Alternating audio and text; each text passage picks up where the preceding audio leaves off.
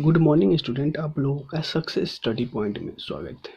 तो आज हम लोग जो एनसीईआरटी का चैप्टर नंबर 1 है वास्तविक संख्या, उससे हम लोग पार्ट 1 में बेसिक क्लियर किए थे उसका, जिसमें हम लोग जाने थे कि पूर्णांक क्या होता है, प्राकृतिक संख्या क्या होता है, वास्तविक संख्या क्या होता है। तो वो सब हम लोग जान चुके हैं। तो इस चैप्टर में कुछ थ्योरम है, प्रमेय है, उसे हम लोग पहले जान लेते हैं, उसके बाद चैप्टर का सॉल्यूशन करेंगे। ये है यूक्लिड विभाजन प्रमेयिका।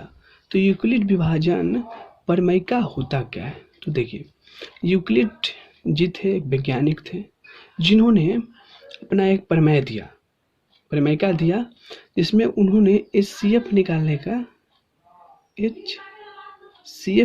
का फॉर्मूला दिए थे। उन्होंने प्रमेय दिए थे, मतलब प्रमेयिका दिए थे उन्होंने HCF निकालने का।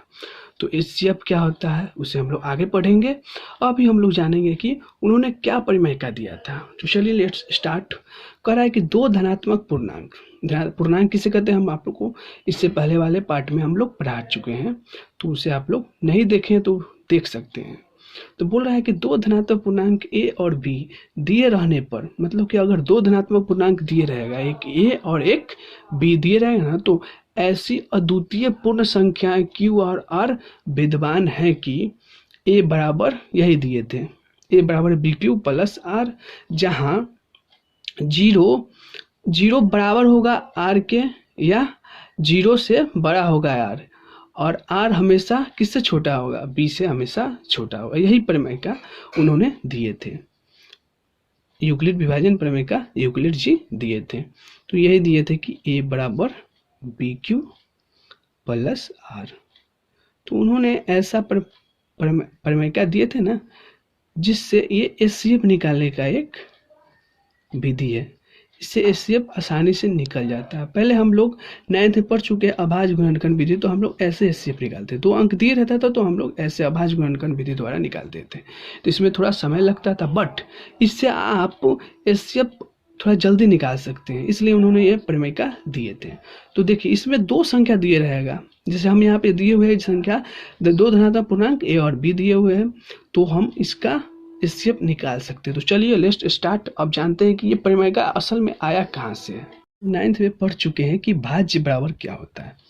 हम लोग 9th में पढ़े थे ना कि भाज्य, जो अगर 9th में अच्छे से पढ़े हैं तो उन्हें ये पता हो कि भाज्य बराबर होता है भाजक इंटू भागफल प्लस क्या होता है, प्लस होता है शेषफल, यही होता है। तो इसी पर उन्होंने है ना यूक्लिड विभाजन प्रमेयिका दे दिया था। जैसे भाज्य को कह दिए थे उन्होंने ए, और भाजक को कह दिए थे उन्होंने बी, और भागफल को कह दिए थे उन्होंने क्यू, और उसके बाद शेषफल को उन्होंने कह दिया था आर, यही कह दिया था। और देखिए यही ना है, ए बराबर बी क्यू प्लस आर, यही उनका प्रमेयिका था। तो ये यहीं से आया था, भाज्य बराबर भाजक गुने भागफल प्लस शेषफल, यहीं से आया था। तो देखिए ये तो एक HCF निकालने का एक विधि है। तो देखिए HCF का फुल फॉर्म होता है हाईएस्ट कॉमन फैक्टर। क्या होता है? Highest common factor. हाईएस्ट मतलब सबसे बड़ा, और कॉमन मतलब कि सब में से जो कॉमन निकले, और फैक्टर मतलब गुणज। ठीक है, तो यही होता है HCF। जैसे देखिए, जैसे हम कुछ एग्जाम्पल लेते हैं, उसके आधार पर हम लोग समझते हैं। जैसे देखिए, जैसे हो जाए, ले लिए हम लोग 12/4 ले रहे हैं। ठीक है, अब देखिए कि इसको सबसे बड़ा अंक कौन काट रहा है। इसे तो 2 भी काट रहा है, ऊपर नीचे, ऊपर भी 2 से कट जाएगा, नीचे भी। इसे 4 भी काट रहा है, तो सबसे बड़ा कौन सा काट रहा है? अब तो 4 के ऊपर ये दोनों संख्या को कोई नहीं काट सकता है, तो 4 इसका क्या हो जाएगा, 4 इसका HCF हो जाएगा। मतलब सबसे बड़ा, हाईएस्ट कॉमन फैक्टर, मतलब कि सबसे बड़ा जो कॉमन आ जाए ना, वही क्या हो जाएगा, वही हो जाएगा इसका HCF।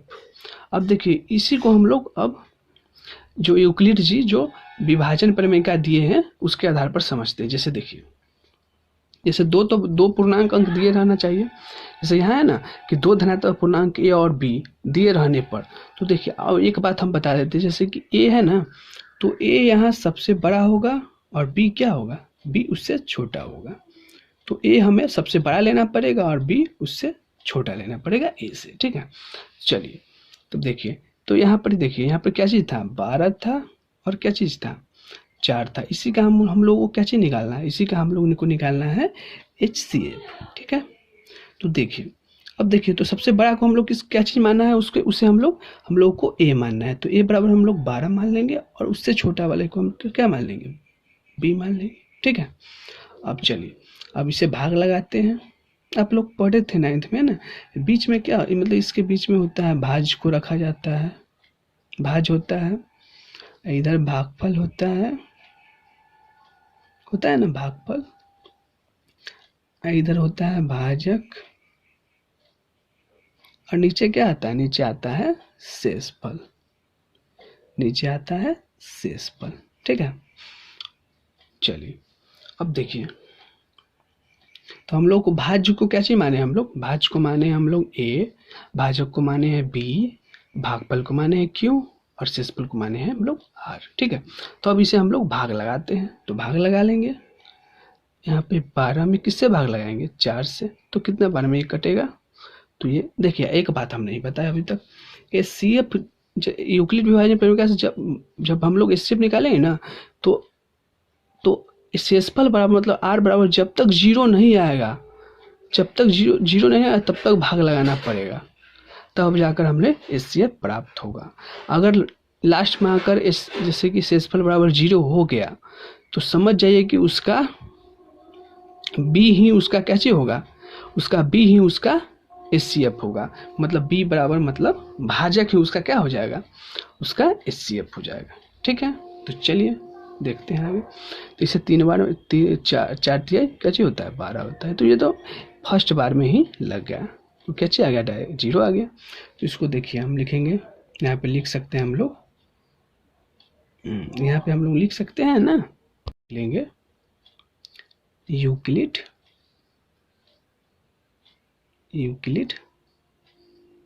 विभाजन प्रमेयिका से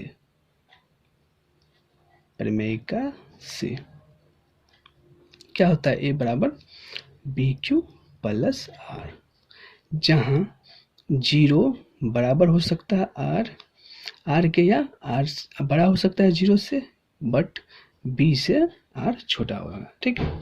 तो देखिए, तो भाजक क्या चीज, इसे ना बोलते हैं A, इसे बोलते हैं, इसे A बोलते हैं ना, इसे B, इसे B बोलते हैं, और भागफल को बोलते हैं हम लोग Q, और शेषफल को क्या चीज बोलते हैं R।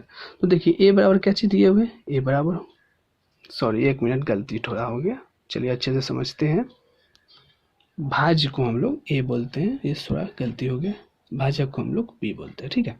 तो A बराबर यहाँ से क्या चीज हो जाएगा, A बराबर हो जाएगा 12, और B बराबर हम लोग क्या चीज लिख सकते हैं, तो B बराबर हम लोग 4 लिख सकते हैं गुना। अब Q बराबर कितना आया है, 3, Q बराबर 3 आया है, प्लस शेषफल तो 0 आ गया। तो जब शेषफल, ये तो भाग लग गया था, एक ही बार भाग लग गया, बट अगर कोई अंक ऐसा दिया रहेगा तो उसे बार बार भाग लगाइए जब तक 0 ना आ जाए शेषफल उसका, ठीक है। तो देखिए, तो हम बोले थे जब 0 आ जाए तो उसका भाजक ही क्या हो जाएगा, यही क्या हो जाएगा, यही HCF हो जाएगा। HCF कितना हो गया, 4 हो गया। ऐसे भी हम लोग देखे थे यहाँ पे भाग लगा कर, तो इसका HCF क्या चीज आया था, 4 आया था। तो चलिए एक और एग्जाम्पल लेते हैं जिससे आप लोगों को अच्छे से बेटर अंडरस्टैंडिंग हो सके। 2 अंक और लेते हैं, एक और एग्जाम्पल लेते हैं। एग्जाम्पल नंबर 2 है, ये फर्स्ट ऊपर था, ये एग्जाम्पल नंबर 2 लेते हैं। देखिए हम सेकंड क्वेश्चन हम ले रहे हैं कि 18 और किसे ले रहे हैं, 18 और 6 को ले रहे हैं। तो देखिए, तो सबसे पहले हमको मान लेना है कि इसमें से बड़ा कौन है। तो बड़ा को हम लोग A मान लेते हैं, और छोटा को हम लोग क्या मान लेते हैं, उससे छोटा को हम लोग 6 मान लेते हैं, ठीक है। उससे छोटा है, बड़ा को A माना जाता है, उससे छोटा को B माना जाता है, ठीक है। अब देखिए यहाँ पे लिखेंगे यूक्लिड विभाजन परिमेयिका से, परिमेयिका से, परिमेयिका से। तो चलिए देखिए क्या होता है, ए बराबर क्या चीज होता है, बी क्यू प्लस आर, यही ना होता है। तो चलिए यहाँ पे हम लोग भाग लगाते हैं। देखिए सबसे पहले देखिए तो ए तो बीच में लिखाता है ना, तो 18 को बीच में लिख लेंगे। यहाँ क्या होता है, यहाँ बी होता है, तो 6 यहाँ हो गया। अब देखिए इसे हम लोग भाग लगाएंगे तो ये भी सिंपल हो गया, ये तो 3 बार में कट जाएगा, तो ये भी सिंपल हो गया, ऊपर जैसा ही था तो इसे ही लिख लेंगे। ए 18 को माने हैं, बी किसको माने हैं, 6 को माने हैं, और क्यू किसको, क्यू कैसी हो जाएगा, 3 हो जाएगा प्लस 0। तो देखिए 0 आ गया। ऐसा क्वेश्चन आ गया जिसमें थोड़ा लंबा प्रोसेस जाएगा, तो हम लोग अब समझेंगे, अब बुक का सोल्यूशन करेंगे तो समझ लेंगे, ठीक है। तो देखिए तो जो भाजक होता है, जो बी होता है, वही क्या चीज हो जाएगा, वही एचसीएफ कहलाता है। एचसीएफ क्या चीज हो जाएगा, 6 हो जाएगा। तो चलिए अब बुक की सॉल्यूशन की ओर बढ़ते हैं। हमें ऐसा है कि आप लोग अच्छे से समझ चुके हैं कि यूक्लिड विभाजन परिमेयिका क्या है। तो चलिए अब एक्सरसाइज को स्टार्ट करते हैं।